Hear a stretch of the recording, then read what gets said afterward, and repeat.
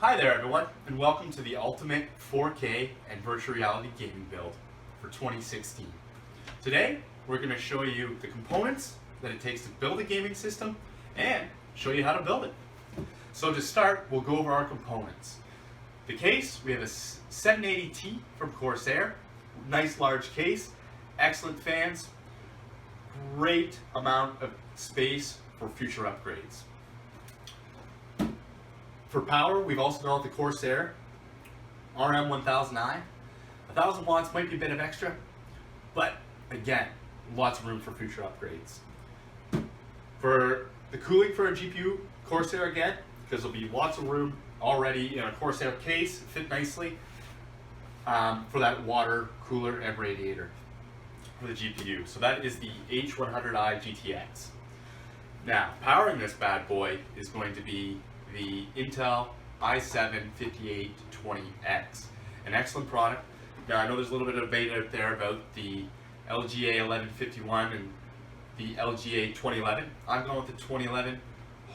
The additional threads should give performance down the road. Give me better performance down the road. The graphics card, we've gone with an EVGA GTX 980 Ti. Now that's top of the line right now, aside from the Titan X. And again, an excellent card, will provide 4K capabilities, virtual reality capabilities, and again, hopefully we'll SLI that down the road in a future video for you guys.